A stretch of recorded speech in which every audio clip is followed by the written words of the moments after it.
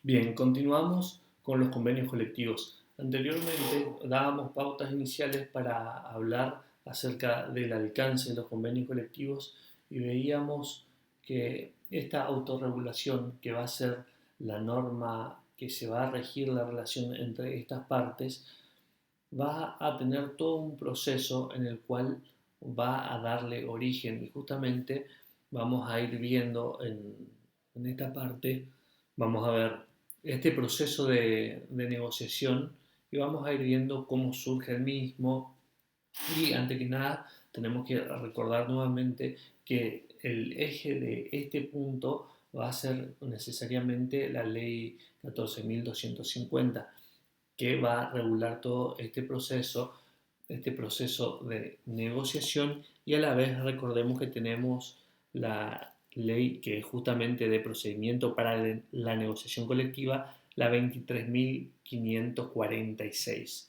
Bueno, teniendo en cuenta esto, vamos a ir viendo cómo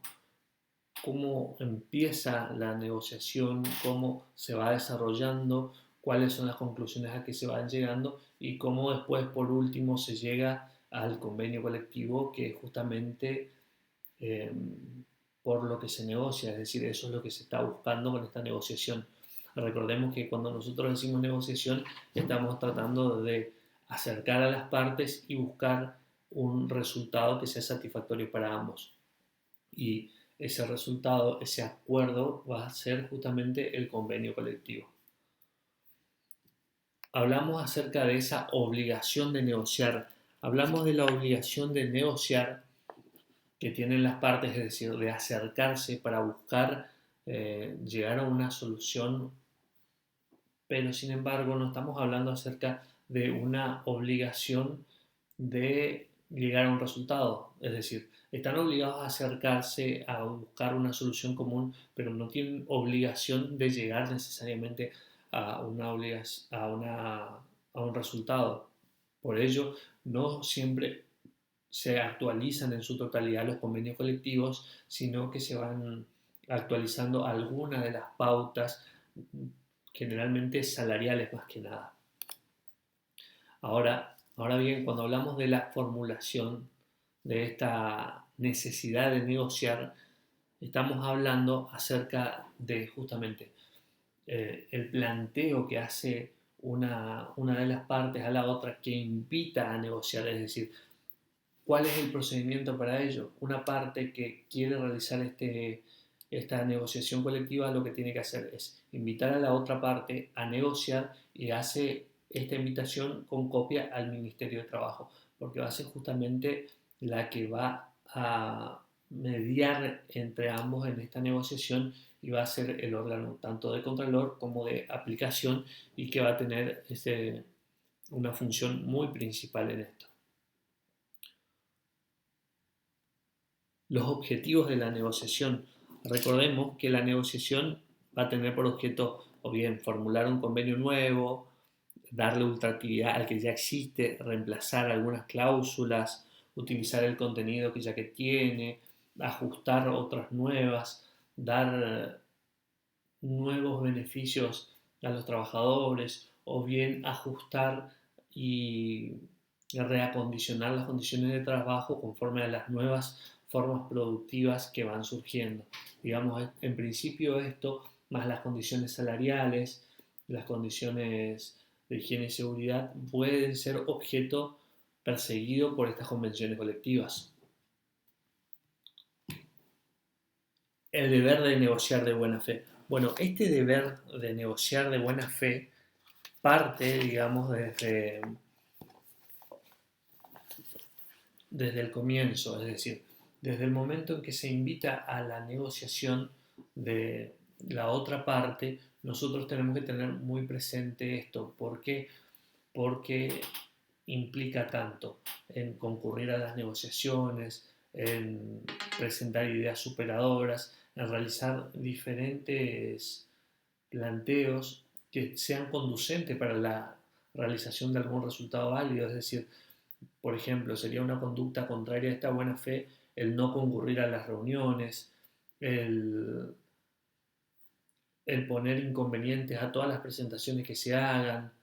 no presentar nada superador, inclusive lo que se presente o que se quiera llegar es justamente la ruptura de esta situación. Es decir, y esto obviamente tiene sus consecuencias. Por eso, ante el incumplimiento que se pueda dar en esta buena fe negocial que decíamos nosotros, que justamente eh, la ley 23.546 es la que se impone en este sentido y que también viene a establecer eh, diferentes sanciones posibles a la parte que incumpla, que puede ser el empleador o puede ser el trabajador. Así da la herramienta de que por vía sumarísima, es decir, esa medida va a tener que elegir la parte que se ve agraviada por ese incumplimiento de la buena fe. El juez puede disponer, dice, hasta el 20% del total de las remuneraciones brutas del sector. Entonces, las remuneraciones que se van a considerar van a ser el bruto y no solamente de un grupo, sino de todo el sector que va a ser aplicable esa negociación colectiva que justamente es lo que se está buscando concretar. A la vez, si estas partes no llegan a rectificar su conducta y se mantienen en la misma, el juez puede, en este caso, por cada 5 días incrementar al 10%, digamos, por mora ese valor. Es decir, pasan 5 días sin que cumplan o acaten este mandato, puede agregarle ya no sería de 20% el valor de esa multa, sino de 30%. Si pasan 10 días serían 40 y así en forma sucesiva. Y si hay una reincidencia, es decir, se produce un incumplimiento por una de las partes, posteriormente ya teniendo una resolución judicial se empieza el cumplimiento de la misma, pero después nuevamente hay un incumplimiento de esta parte, se puede subir, dice, esta multa hasta, eh, por esta reincidencia, hasta el 100%. Ahora, en cambio, si la cumple en forma espontánea, se puede reducir la misma hasta el 50%. Entonces, estas son en principio las consecuencias de este incumplimiento. Ahora, ¿cómo se constituye la comisión negociadora? Bueno, esta comisión negociadora debe estar integrada por partes iguales, es decir, por un lado el mismo número que tiene que ser impar y por otro lado el mismo número también impar de negociadores de ambas partes. Ambas partes me refiero a la parte empleadora y a la parte sindical o de trabajadores. Entonces, estos tienen que establecer mecanismos justamente de cómo van a llegar a acuerdo o a quórum entre sí mismos para llegar a las decisiones que se tomen dentro de la mesa negociadora, digamos.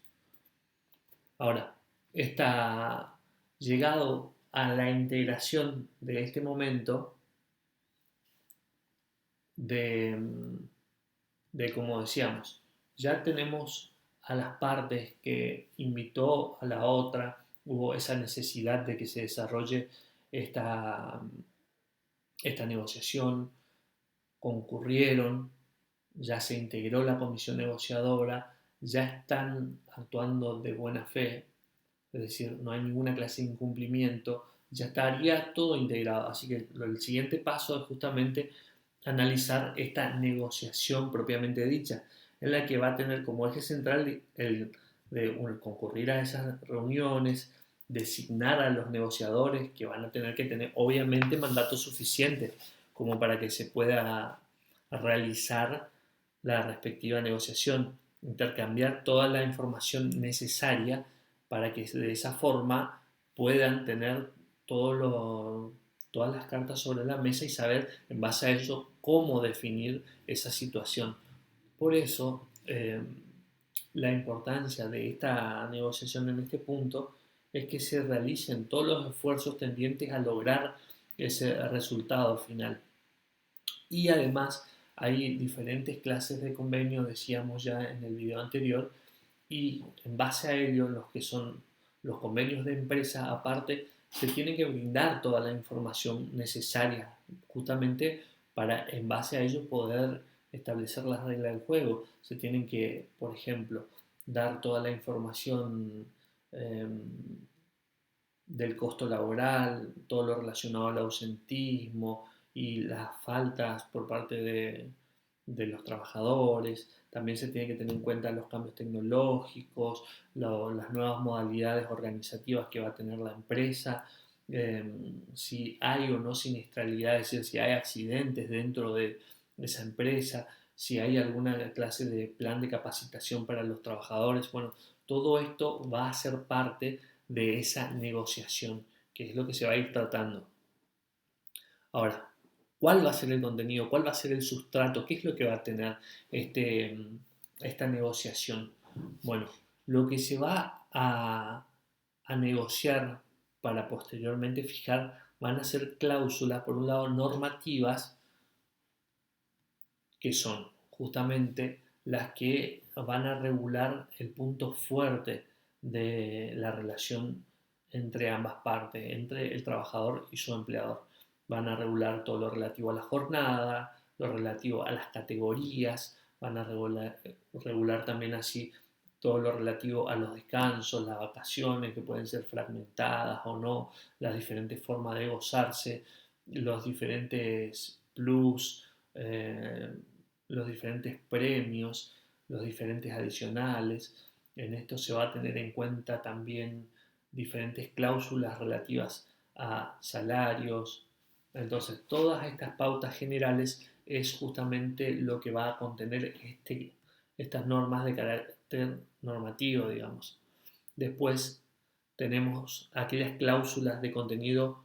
obligacionales. Bueno, estas cláusulas de contenido obligacionales van a ser aquellas que obligan no a las partes en forma individual, no al empleador y al trabajador, sino a las partes que suscriben o signatarias, como decíamos en el primer video, es decir, el empleador o grupo de empleadores y ese sindicato con personería jurídica. Ellos van a ser los que tienen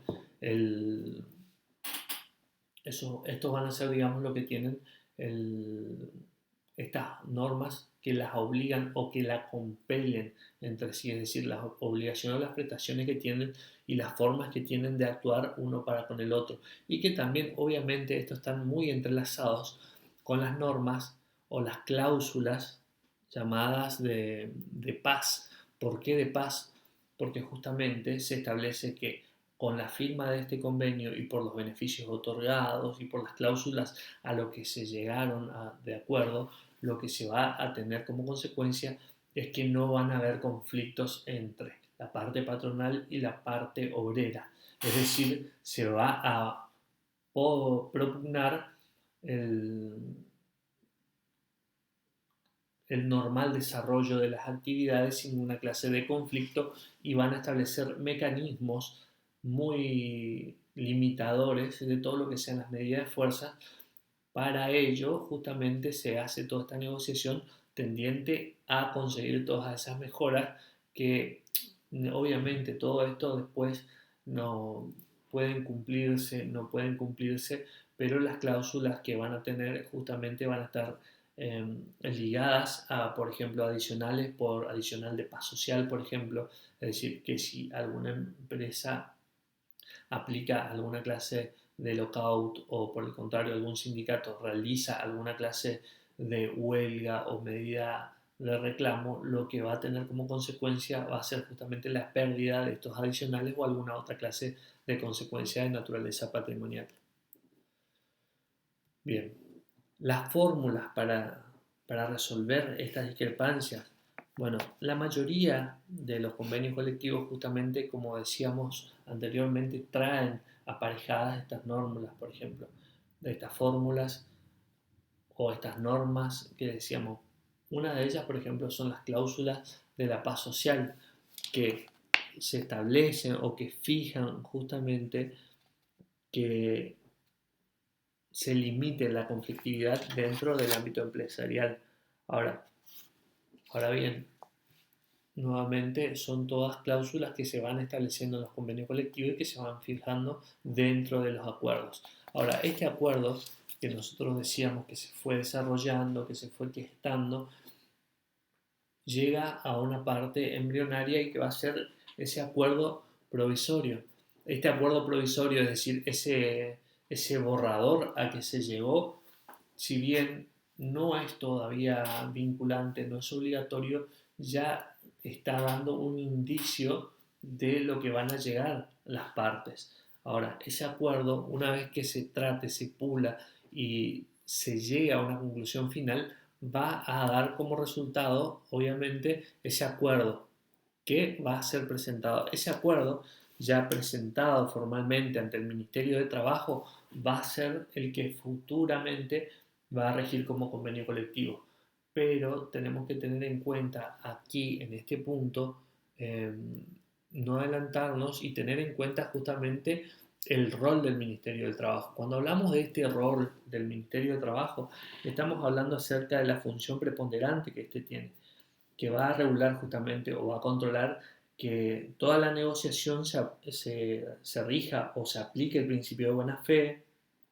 que va a controlar todos los pasos de la negociación. Va a ser el mediador si es que surge alguna clase de discrepancia y suscribe finalmente el acuerdo este que se llegue. Y este rol que tiene el Ministerio de Trabajo va a ser justamente tan importante que una vez que tengamos este acuerdo final, después de toda esa negociación dada, va a revisar, va a hacer un control de legalidad del mismo. Es decir, por un lado, esto de control de legalidad lo que quiere decir es que este convenio colectivo no sea contrario a todo el orden público laboral, es decir, no vaya contra los principios sentados por la Constitución Nacional, por las normas de carácter internacional, es decir, tampoco va a poder soslayar todo el orden público laboral. Entonces, si se da ese presupuesto o se dan esas características, podemos hablar justamente de que pasemos al siguiente nivel. Es decir, antes que nada, y si tiene alguna observación, ¿cómo avanzamos? Es decir, tenemos un acuerdo en principio, pero el ministerio, luego de realizar los controles de legalidad y de oportunidad, hace algunas observaciones a ese acuerdo. En principio, este acuerdo no se va a poder homologar, salvo que se dejen de lado esas normas puntuales y se homologue el resto, que serían situaciones excepcionales. Ahora, esto de lo que estoy hablando de la homologación y la publicación es la parte más importante que, o el rol más importante que tiene el Ministerio de Trabajo, porque ambas partes signatarias ya hicieron todo su papel o ya cumplieron todo su papel o su rol dentro de la negociación. Y ahora es el fin del Ministerio de Trabajo realizar esos controles de oportunidad. Ya están salvadas todas las observaciones que hayan hecho, ahora tiene que revestirle ese carácter de ser ya un convenio colectivo homologado y disponer su publicación. Una vez que si bien la vigencia empieza desde el momento que fue suscrito, el efecto erga omnes va a regir a partir del momento en que es publicada por el Ministerio de Trabajo esta convención colectiva. Bien, hagamos una nota con relación a esto. Recordemos lo que son las comisiones paritarias, que está regulada en la propia ley, en el artículo 14, 15, 16 de la ley que decíamos, la 14250, y que justamente va a decir que estas comisiones van a estar integradas por idéntica cantidad de ambas partes, tanto empleadora como parte trabajadora, y que la función de las comisiones paritarias no va a ser otra que la de interpretar, por ejemplo, algunas normas de este convenio. Es decir, ante conflictos, yo tengo un trabajador que cree que el convenio se aplica de esta forma y el empleador de esta otra forma, lo que yo tengo que hacer es, dice las cláusulas propias del convenio colectivo, que yo no tengo que recurrir a una medida de fuerza ni nada por el estilo, sino que tengo que recurrir a las comisiones paritarias para que reinterpreten ese convenio colectivo y le den el alcance necesario y vayan dictando estas comisiones paritarias, dictando normas como por ejemplo eh, aclaratorias que se van a ir adjuntando o anexando posteriormente al convenio colectivo y van a ir justamente interviniendo ya en estas clases de conflictos o teniendo su intervención cuando hablamos acerca de las innovaciones tecnológicas y los diferentes cambios que pueden llegar a afectar los convenios colectivos.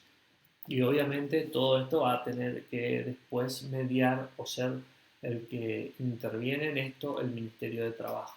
que obviamente es una parte fundamental en todo este proceso. Es decir, cerrando un poco la idea, hoy en este capítulo acabamos de ver todo lo que es el proceso de la negociación. Vimos cómo se origina, cuáles son las conductas que se esperan de las partes negociales, cuáles van a ser las comisiones que van a negociar.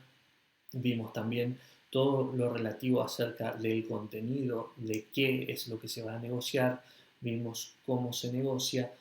vimos también cuál es el rol que tiene el Ministerio de Trabajo y cuál es su función aparte de controlar, y vimos acerca de la importancia de la homologación y hicimos un pequeño repaso acerca de lo que son las comisiones paritarias. Visto o hecho todo este repaso, estamos en condiciones de seguir adelante y analizaremos en profundidad en el próximo video todo lo relativo, por ejemplo, al contenido de los mismos y avanzaremos en base a ello.